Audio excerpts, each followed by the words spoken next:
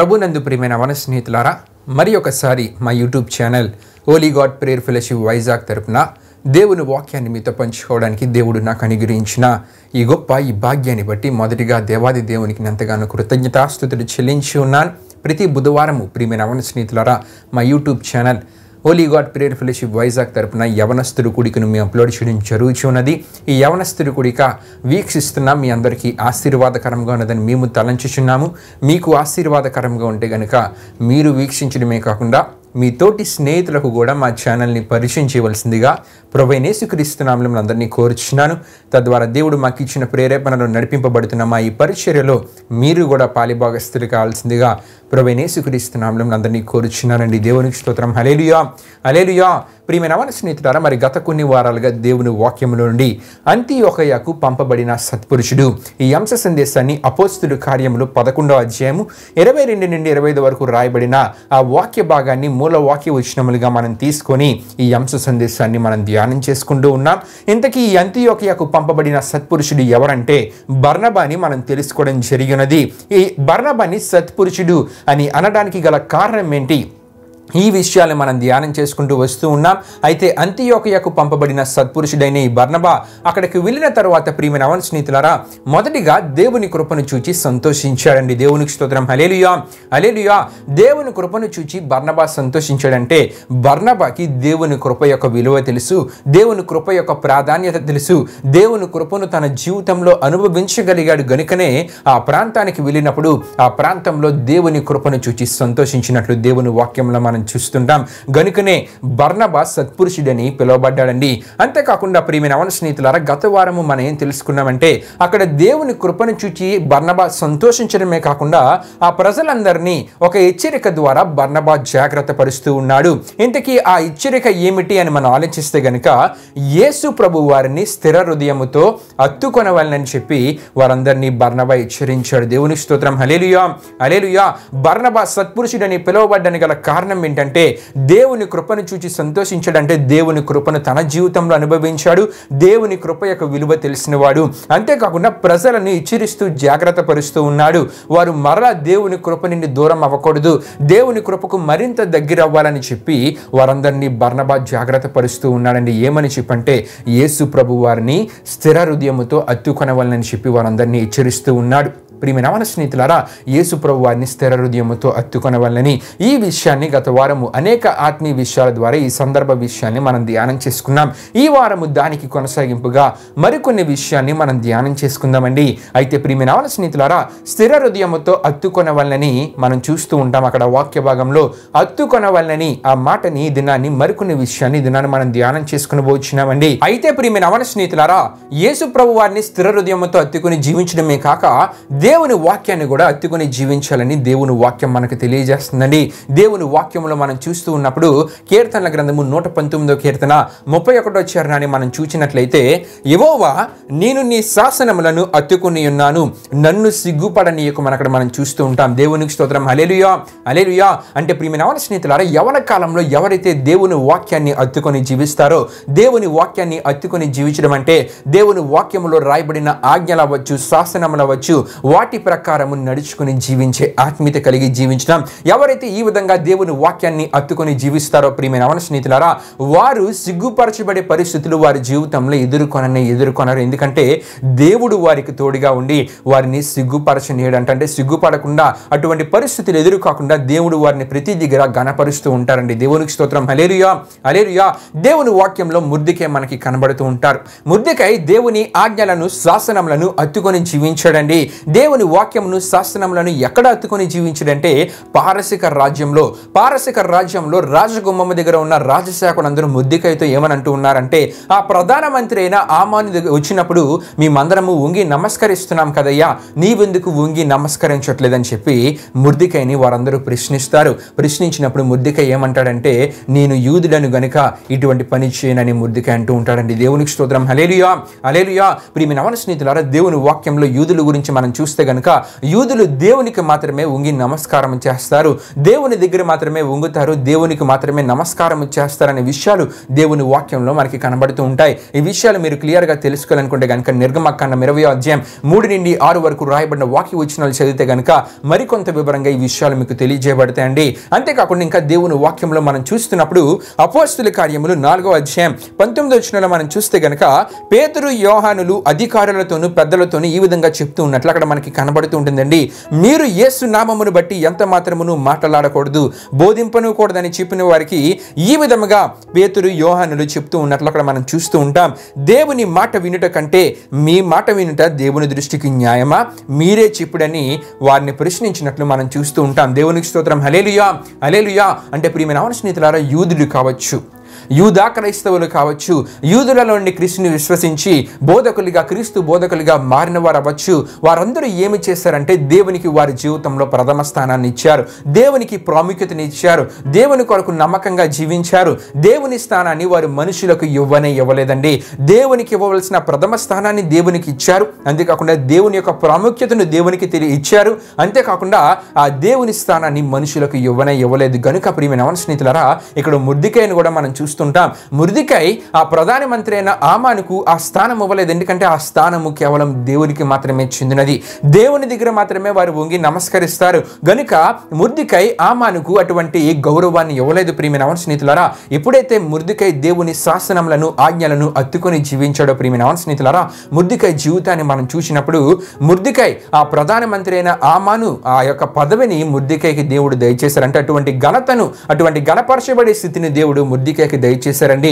అంతేకాకుండా తనకు హానిని తలపెడదామనుకున్న ఆమానుని ఈ భూమి మీద లేకుండా దేవుడు తుడిచి వేశారు. ఎంత గొప్ప కార్యము! దేవునికి స్తోత్రం. హల్లెలూయా హల్లెలూయా. అంతేకాకుండా తల ఎత్తుకునే స్థితిని దేవుడు మొర్దెకై జీవితంలో కలుగు చేశారండి. ప్రియమైన స్నేహితులారా, ఏ యవన జీవితాలైతే దేవుని వాక్యానికి, అంతేకాకుండా దేవుని వాక్యంలో రాయబడిన శాసనములకు, అంతేకాకుండా ఆజ్ఞలకు వారు వాటిని అత్తుకొని జీవిస్తారో ఈ మొర్దెకై వంటి గణపరచబడే స్థితిని వారి జీవితంలో వారు పొందుకుంటారు. ఈ మొర్దెకై వలె తల ఎత్తుకునే స్థితిని దేవుడు కలుగు చేస్తారు. ఈ మొర్దెకై వలె ఎక్కడ సిగ్గుపరచబడే పరిస్థితులు ఎదుర్కొనకుండా దేవుడు వారిని గణపరుస్తూనే ముందుకు నడిపిస్తారు. అంతేకాకుండా ఈ మొర్దెకై వలె ఎలాగైతే ఆమాను తనకి హాని కలుగు చేద్దాం అనుకుంటూ ఉన్నాడో, మన యవన కాలంలో మనకు హాని కలుగు చేయాలని, మనలను పాపంలో పడివేయాలని చెప్పి అపవాది ఏ విధంగా ప్రయత్నించినా సరే ఆ ప్రయత్నాలన్నింటినీ దేవుడు ఏం చేస్తారండి, నాశనము చేసి ఆయన తోడును కాపుదలను మనకు దయచేస్తారు. దేవునికి స్తోత్రం. హల్లెలూయా హల్లెలూయా. అంతేకాదు ప్రియమైన స్నేహితులారా, ఇంకా దేవుని వాక్యము దేనిని అత్తుకొని జీవించాలని మనకు తెలియజేస్తూ ఉందంటే, దేవుని వాక్యంలో మనం చూస్తున్నప్పుడు అపోస్తలుడైన పౌలు గారు రోమీయులకు రాసిన పత్రిక 12వ అధ్యాయం 9వ వచనంలో మనం చూస్తున్నప్పుడు, మీ ప్రేమ నిష్కపటమైనదై ఉండవలెను, చెడ్డదానిని అసహించుకుని మంచి దానిని అత్తుకుని ఉండుడని అపోస్తలుడైన పౌలు గారు రోమా సంఘ పరిశుద్ధులకు రాసి తెలియజేసిన విషయముగా ఈ విషయాన్ని మనం చూస్తూ ఉంటాం. దేవునికి స్తోత్రం. హల్లెలూయా హల్లెలూయా. అంటే ప్రియమైన స్నేహితులారా, క్రీస్తుని కలిగిన క్రైస్తవ యవన బిడ్డలైన మీరు చెడ్డదానిని అసహించుకుని దేనిని అత్తుకొని జీవించాలంటండి, మంచి దానిని అత్తుకొని జీవించాలి. ఈ దినాల్లో సమాజంలో చాలామంది యవన బిడ్డలను మనం చూస్తున్నప్పుడు చెడ్డ వాటిని వారు అత్తుకొని జీవిస్తూ ఉంటారు. చెడు కార్యాలు చేసే వాటిని వారు అత్తుకొని జీవిస్తూ ఉంటారు. ఈ విధంగానే దేవుని వాక్యంలో కూడా ఒక వ్యక్తి మనకు కనబడుతూ ఉంటారు. అతను ఎవరో కాదండి, ఆకాను. ప్రియమైన స్నేహితులారా, దేనిని అత్తుకొని జీవించాడంటే దేవుడు దేనినైతే శపితమైనదిగా చెప్పారో దానిని అత్తుకొని జీవించాడు. అంతేకాకుండా ప్రియమైన స్నేహితులారా, ఆ శపితమైన దానిని ముట్టుకొని దానిని అత్తుకొని జీవించాడు. అంతేకాకుండా ధనాపేక్ష అనేది ఆకానులో ఉండి ఆ దొంగిలించే ఆ స్థితిని అత్తుకొని జీవించాడు, పాపాన్ని అత్తుకొని జీవించాడు. ప్రియమైన స్నేహితులారా, అంతేకాకుండా ఆ వెలగలగి విలువైన వాటిని ఆశించి ఒక అత్యాశ కలిగిన వానిగా ఈ ఆకానుని మనం చూస్తూ ఉంటాం. ఇటువంటి వాటన్నిటిని అత్తుకొని జీవించాడు. ఇటువంటి స్థితి ఆకాను కలిగి ఉండడం బట్టి ప్రియమైన స్నేహితులారా, దేవుని కోపము ఆకాను మీదకి మాత్రమే కాదు, ఆయన కుటుంబం అంతటి మీదకి వచ్చింది. చెడ్డదానిని అత్తుకుని జీవించడం వల్ల ఆకాను మరణించాడు, తన కుటుంబం అంతా కూడా దేవుని కోపానికి గురై మరణించారు. ప్రియమైన స్నేహితులారా, ఇశ్రాయేలీలందరూ వారిని రాళ్లతో కొట్టి అగ్నిలో కాల్చి వేసినట్లు దేవుని వాక్యంలో మనం చూస్తూ ఉంటామంటే, ఎవరైతే చెడ్డదానిని అత్తుకొని జీవిస్తూ ఉంటారో వారి మీదకి దేవుని కోపం వస్తూ ఉంటుంది. ఆ దేవుని కోపాన్ని వారు తప్పించుకోలేరు. దేవుని తీర్పు వారి మీదకు వచ్చినప్పుడు దాని నుండి ఇంకా వారు తప్పించుకునే పరిస్థితి ఎక్కడ వారికి కనబడదండి. గనుక యవ్వన కాలంలో ఉన్న మనము మంచి దానిని అత్తుకొని జీవించాలి. ఈ ఆకాని గురించిన విషయాలు ఇంకా మీరు తెలుసుకొని అనుకుంటే కనుక దేవుని వాక్యంలో మనం చూస్తూ ఉన్నప్పుడు యెహోషువ గ్రంథము 7వ అధ్యాయం 16 నుండి 26 వరకు రాయబడిన వాక్యవచనాలు మీరు చదివితే కనుక మీకు ఈ విషయాలు క్లియర్గా తెలియజేయబడతాయండి. యెహోషువ గ్రంథం 6వ అధ్యాయం 17 నుండి 27 వరకు, 7వ అధ్యాయం 1 నుండి 15 వరకు రాయబడిన వాక్యవచనాలు కూడా మీరు చదివితే కనుక ఈ సందర్భాన్ని మీరు అర్థం చేసుకోగలరు. చెడ్డదానిని అత్తుకొని జీవించకూడదు, మంచిదానిని అత్తుకొని జీవించాలి. యోసేపుని మనం చూస్తూ ఉంటాం. యోసేపు పరిశుద్ధతను అత్తుకొని జీవించాడు. తనది కాని దేశంలో ఐగుప్తులో యోసేపు గురించి మనం ఆలోచిస్తే గనక మంచిదానిని అత్తుకొని జీవించాడు, పరిశుద్ధతను అత్తుకొని జీవించాడు. గనుక ప్రియమైన స్నేహితులారా, ఐగుప్తులో యోసేపు జీవితాన్ని మనం చూస్తే గనక యోసేపు రాజు తర్వాత రాజరిక స్థితికి హెచ్చించబడ్డాడండి, అంటే గణపరచబడ్డాడు. అంతేకాకుండా ఐగుప్తు దేశాన్ని 7 సంవత్సరాల కరువులో ఐగుప్తు దేశ ప్రజలందరినీ పోషించే ఆ పోషకుడిగా యోసేపును దేవుడు నిలబెట్టాడు. అటువంటి గొప్ప స్థితిని దేవుడు యోసేపు కలుగజేశారు. పౌర సరఫరాల శాఖ మంత్రిగా దేవుడు యోసేపుని హెచ్చించారండి. దేవునికి స్తోత్రం. హల్లెలూయా, హల్లెలూయా. అంతేకాదు ప్రియమైన స్నేహితులారా, 17 సంవత్సరాల వయసులో యోసేపు తన అన్నదమ్ములకు తన తండ్రికి దూరం అయిపోయాడు. అయితే యోసేపు పరిశుద్ధతను మంచిదానిని అత్తుకొని జీవించడం ద్వారా ప్రియమైన స్నేహితులారా, యోసేపు గురించి మనం చూస్తున్నప్పుడు యోసేపు మరలా కొన్ని సంవత్సరాల తర్వాత మరలా తన కుటుంబంతో జతపరచబడ్డాడండి. ఎవరైతే మంచిదానిని పరిశుద్ధతను అత్తుకొని జీవిస్తూ ఉంటారో వేరుపరచబడిన ఆ కుటుంబ జీవితాలు మరలా ఏమవుతాయంటే మరలా కలవబడతాయి. ఎవరి ద్వారా అంటే దేవుని ద్వారా మాత్రమే. ప్రియమైన స్నేహితులారా, దేవునికి స్తోత్రం. హల్లెలూయా, హల్లెలూయా. అంతేకాకుండా యోసేపు గురించి మనం ఆలోచిస్తే గనక తనది కాని దేశమైన ఐగుప్తులని దేవుడు గొప్పగా దేవుడు గణపరిచారు, దేవుడు గొప్పగా ఇచ్చించారండి. అక్కడే తనకు వివాహం జరిగింది, అక్కడే తనకు సంతాన ఆశీర్వాదాన్ని దేవుడు దయచేశారు, మంచి అభివృద్ధిని దేవుడు యోసేపుకు కలుగజేశారు. ఈ విషయాలని మీరు తెలుసుకోవాలనుకుంటే గనక మనం చూస్తున్నప్పుడు దేవుని వాక్యంలో ఆదికాండం 42 అధ్యాయం 5వ వచనం, ఆదికాండం 41 అధ్యాయం 40 నుండి 44 వరకు రాయబడిన వాక్య వచనాలు, ఆదికాండం 41 అధ్యాయం 45 వచనం ద్వారా, 48 అధ్యాయం 1వ వచనం ద్వారా, ఆదికాండం 50 అధ్యాయం 20 వచనం ద్వారా ఈ విషయాలన్నీ మనకు తెలియజేయబడుతూ ఉంటాయండి. దేవునికి స్తోత్రం. హల్లెలూయా, హల్లెలూయా. గనుక ప్రియమైన స్నేహితులారా, ఆకాను వలె చెడ్డదానిని కాక యోసేపు వలె మంచిదానిని అత్తుకొని మనం జీవించగలం. మంచిదాని అంటే పరిశుద్ధతను యోసేపు అత్తుకొని జీవించాడు. పాపానికి పోతీఫరు భార్య ప్రేరేపించినా సరే లొంగక దేవుని వాక్యాన్ని బట్టి దేవుని కొరకు నమ్మకంగా జీవించాడండి. ఆ పరిశుద్ధతను యోసేపు కలిగి ఉండి ఆ పరిశుద్ధతను అత్తుకొని జీవించడం ద్వారా యోసేపు గొప్పగా ఇచ్చించబడ్డాడు, గొప్పగా గణపరచబడ్డాడు, గొప్పగా దీవించబడ్డాడు, ఆశీర్వదించబడ్డాడు. ఎన్నో సంవత్సరాల తర్వాత మరలా తన కుటుంబంతో తను జతపరచబడ్డాడు. ప్రియమైన స్నేహితులారా, గొప్ప ఆశీర్వాదకర స్థితిని యోసేపు తన జీవితంలో చూడగలిగాడు. మరి మన యవ్వన కాలంలో ప్రియమైన స్నేహితులారా, మనము ఆకాను వలె చెడ్డదానిని అత్తుకొని జీవించకూడదు. యోసేపు వలె పరిశుద్ధతను అత్తుకొని జీవించినట్లయితే యోసేపు వంటి గొప్ప ఆశీర్వాదకర స్థితిని మన జీవితాలలో మనం అనుభవించగలం. దేవునికి స్తోత్రం. హల్లెలూయా, హల్లెలూయా. అంతేకాదు ప్రియమైన స్నేహితులారా, ఎవరిని అత్తుకొని జీవించాలని దేవుని వాక్యము మనకు తెలియజేస్తూ ఉందంటే దేవుని వాక్యంలో మనం చూస్తూ ఉన్నప్పుడు ఆదికాండం 2వ అధ్యాయం 24వ వచనం ద్వారా, మత్తయి సువార్త 19వ అధ్యాయం 5వ వచనం ద్వారా, మార్కు సువార్త 10వ అధ్యాయం 7వ వచనాలను మనం చూస్తున్నప్పుడు, ఈ మత్తయి సువార్త మార్కు సువార్తను మనం చూస్తున్నప్పుడు యేసు ప్రభువు వారు పరిసయ్యులతో ఈ విధంగా చెప్తున్నట్లు మనం చూస్తూ ఉంటాం. పురుషుడు తల్లిదండ్రులను విడిచి తన భార్యను అత్తుకును, వారిద్దరును ఏక శరీరముగా ఉందిరని అక్కడ మనం చూస్తూ ఉంటామండి. దేవునికి స్తోత్రం. హల్లెలూయా, హల్లెలూయా. అంటే ప్రియమైన స్నేహితులారా, ప్రభువు తన చిత్తానుసారముగా సిద్ధపరిచి జతపరిచిన ప్రియమైన స్నేహితులారా, వివాహము ద్వారా నీకు ఇచ్చిన ఆ విశ్వాసి అయిన పరిశుద్ధమైన భార్యను మాత్రమే పురుషుడు అత్తుకొని జీవించాలి, అంతేగాని వేరే స్త్రీలను కానే కాదు. వేరే స్త్రీలతో అటువంటి జీవిత విధానాన్ని మీరు కలిగి జీవిస్తే గనుక అది వ్యభిచార పాప జీవితం కిందకి వస్తుందని దేవుని వాక్యం మనకి తెలియజేస్తుంది. అది వ్యభిచారము, పాపము, అక్రమ జీవితము. ఇటువంటి జీవిత విధానాన్ని ఎవరైతే కలిగి జీవిస్తూ ఉంటారో వారి మీద దేవుడు ఉమ్మి వేస్తారంట. అంతేకాకుండా అక్రమము చేయు వారులారా నా యొద్ద నుండి తొలగిపోండి అని చెప్పి దేవుడు వారిని హెచ్చరించి వారిని తోసివేస్తారని దేవుని వాక్యం మనకు తెలియజేస్తుందండి. గనుక ప్రియమైన స్నేహితులారా, దేవుడు మీ జీవితాలలో ఇచ్చిన భార్యను మాత్రమే మీరు అత్తుకొని జీవించాలి. ఆ పరిశుద్ధమైన విశ్వాసి అయిన భార్యను మాత్రమే అత్తుకొని జీవించాలి. అంతేకాకుండా ఈ వాక్య భాగంలో కొంతమంది ఏ విధంగా అర్థం చేసుకుంటూ ఉంటారంటే తల్లిదండ్రులను విడిచి అనే మాటను పట్టుకొని తల్లిదండ్రులను పూర్తిగా విడిచిపెడుతూ ఉంటారు. ఈ మాటలోని అర్థం ఇది కానే కాదండి. తల్లిదండ్రులను విడిచి అంటే తల్లిదండ్రులకు ఇవ్వవలసిన సమయాన్ని వారికి ఇవ్వాలి, తల్లిదండ్రులకు కేటాయించవలసిన సమయాన్ని వారికి కేటాయించాలి. అదే సమయంలో భార్యను కూడా అత్తుకొని జీవించాలి. భార్య ఎడల ప్రేమ కలిగి ఉండాలి. భార్యకు ఇవ్వవలసిన సమయాన్ని భార్యకు ఇవ్వాలి, భార్యకు కేటాయించవలసిన సమయాన్ని భార్యకు కేటాయించాలి. అంటే సమానమైన ప్రేమను పురుషుడు భార్య ఎడల చూపించాలి, తల్లిదండ్రుల ఎడల చూపించాలి. ఇదే దేవుని వాక్యం మనకు తెలియజేస్తూ ఉందండి. దేవునికి స్తోత్రం. హల్లెలూయా, హల్లెలూయా. ఎవరిని అత్తుకుని జీవించమని దేవుని వాక్యంలో మనకు కనబడుతూ ఉంటుందంటే, మీ జీవితంలో దేవుడు తన చిత్తానుసారంగా శుద్ధపరిచి జతపరిచిన భార్యను మాత్రమే అత్తుకొని జీవించాలని దేవుని వాక్యం మనకు తెలియజేస్తుంది.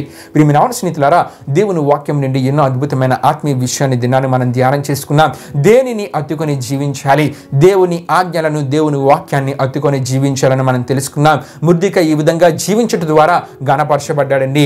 అంతేకాకుండా చెడ్డ దానిని అత్తుకొని జీవించక యోసేపు వలె మంచి దానిని పరిశుద్ధతను అత్తుకొని జీవించినట్లయితే దేవుడు మనల్ని గణపరుస్తారని దేవుని వాక్యాన్ని బట్టి మనం తెలుసుకున్నాం. అంతేకాకుండా పురుషులైన వారు తమ భార్యలను దేవుడు తన చిత్తానుసారంగా సిద్ధపరిచి ఏర్పరిచిన విశ్వాసి అయిన పరిశుద్ధమైన భార్యను మాత్రమే అత్తుకొని జీవించాలి, వేరే స్త్రీలను కానే కాదని దేవుని వాక్యాన్ని బట్టి మనం తెలుసుకున్నాం. ఇటువంటి హెచ్చరికనే ప్రియమైన స్నేహితులారా ఆనాడు బర్నబా అంతియోక్య ప్రాంతంలో ప్రతి ఒక్కరికి తెలియజేస్తూ ఉన్నాడు. యేసు ప్రభువాన్ని స్థిర హృదయంతో అత్తుకొని జీవించాలంటే ఇవన్నీ విషయాలు అందులోకి వస్తూనే ఉంటాయండి. యేసు ప్రభువాన్ని స్థిర హృదయంతో అత్తుకొని ఎవరైతే జీవిస్తారో వారి దేవుని వాక్యాన్ని అత్తుకొని జీవిస్తారు, వారి దేవుని పరిశుద్ధతను అత్తుకొని జీవిస్తారు. వారు దేవుడు వారి జీవితాల్లో తన చిత్తానుసారంగా సిద్ధపరిచి జతపరిచిన వారి భార్యలను మాత్రమే అత్తుకొని జీవిస్తారండి. అయితే ప్రియమైన స్నేహితులారా, అంతియోక్యకు పంపబడిన బర్నబాని సత్పురుషుడు అనడానికి గల కారణం ఏంటంటే, బర్నబా ఇటువంటి జీవిత విధానాన్ని కలిగి ఉన్నాడు కనుకనే ఇటువంటి విషయాలను అంతియోక్య ప్రాంతంలో ప్రకటించగలిగాడు. దేవుని కృపను తన జీవితంలో అనుభవించాడు గనుకనే, దేవుని కృప యొక్క విలువ తెలుసు గనుకనే బర్నబా దేవుని కృపను చూచి సంతోషించాడు. బర్నబా యేసు ప్రభువాన్ని స్థిర హృదయంతో అత్తుకొని జీవించాడు గనుకనే బర్నబా యేసు ప్రభువాన్ని స్థిర హృదయంతో అత్తుకొని జీవించండి అయ్యా అని చెప్పి అంతియోక్య ప్రాంతంలో ఉన్న ప్రతి ఒక్కరికి తెలియజేయగలుగుతున్నాడు. బర్నబా సత్పురుషుడు అని పిలువబడ్డానికి గల కారణం ఏంటంటే, దేవుడు ఎటువంటి జీవితాన్ని అయితే కలిగి ఉన్నామన్నాడో అటువంటి జీవితాన్ని బర్నబా జీవించాడండి. దేవుని కృపను తన జీవితంలో అనుభవించాడు. దేవుని కృప యొక్క ప్రాధాన్యత బర్నబాకి తెలుసు. అంతేకాకుండా యేసు ప్రభువారిని స్థిర హృదయంతో అత్తుకొని జీవించాడు గనుకనే బర్నబా సత్పురుషుడిగా పిలువబడ్డాడు. దేవునికి స్తోత్రం. హల్లెలూయా, హల్లెలూయా. ఈ వారం ఇంతటితో ఈ విషయాన్ని ముగిస్తూ ఉన్నాను. వచ్చే వారం మరి అనేకమైన ఆత్మీయ విషయాన్ని ఈ అంశ సందేశం నుండి మనం ధ్యానం చేసుకొని ముందుకు వెళ్దామండి. దేవుడి పరిశుద్ధ వాక్యాన్ని మన వినికిడిలో దీవించునుగాక. ఆమేన్. ప్రియమైన స్నేహితులారా, యవనస్తుడి గుడికి ముగింపురాంతం మనం ముగించుకుందాం. అందరూ కళ్ళు మూసుకొని తలలో ఉంచుకొని ప్రార్థనలో నాతో పాటు ఏకీభవించవలసిందిగా ప్రభువైన యేసుక్రీస్తు నామములో నందుని కోరుచున్నానండి. ప్రార్థన చేసుకుందాం. మహిమా స్వరూపైన మా ప్రభువా, జీవాధిపతి అనేసా, నీ ఘనమైన నామమునకే మహిమ ఘనత ప్రభావం చెల్లించినాం దేవా. ఇప్పుడు వరకు జరిగిన యవనస్తుడి కుడికలో మాతో పాటు తోడుగుండి నడిపించిన దేవా, మీకే వేలాది వందనములు కృతజ్ఞతాస్తుతులు చెల్లించినమేసా. మరి మేము ఎవరిని అత్తుకొని జీవించాలి, వేటిని అత్తుకొని జీవించాలని దేవుని వాక్యము సెలవిస్తుందో వాక్యం ద్వారా ప్రతి ఒక్కరు విన్న ప్రతి ఒక్కరితో మాట్లాడిన దేవా, విన్న ప్రతి ఒక్కరు నీవు కోరేటువంటి ఆత్మీయ జీవితాన్ని కలిగి ఆనాడు ఎలాగైతే మొర్దెకై గణపరచబడ్డాడో, ఆనాడు ఎలాగైతే యోసేపు గణపరచబడ్డాడో ఇటువంటి జీవిత విధానాన్ని కలిగి వీరు కూడా ఈ దినాలలో వారు గణపరచబడేలా అటువంటి గౌరవప్రదమైన స్థితిని నీ ద్వారా వారు పొందుకునే అటువంటి ఆశీర్వాదకర స్థితిని నీ ద్వారా వారి జీవితాలలో అనుభవించే ఆ స్థితికి, అటువంటి ఆత్మీయ జీవితానికి, ఆత్మీయ జీవిత విధానంలోనికి వారు రాగలిగేలా మీరు కార్యాన్ని జరిగించండి. ఈ వాక్యాన్ని విన్న ప్రతి ఒక్కరు మీరు దీవించండి, ఆశీర్వదించండి. ఈ యవనస్తుడి కుడిక ప్రారంభము నుండి ముగింపు వరకు తోడైనందుకు మీకే వేలాది వందనములు కృతజ్ఞతాస్తుతులు చెల్లిస్తూ యేసు పరిశుద్ధ నామములో అడిగి వేడుకొనిచున్నాం తండ్రి. ఆమేన్. యేసు రక్తమే జయం, ప్రవేశ రక్తమే జయం, ప్రవేశ రక్తం సంపూర్ణమైన విజయం, అపవాది క్రియలకు అనంత నాశనం కలుగునుగాక. ఆమేన్. ప్రభు మిమ్మును మీ కుటుంబములను దీవించునుగాక. ఆమేన్.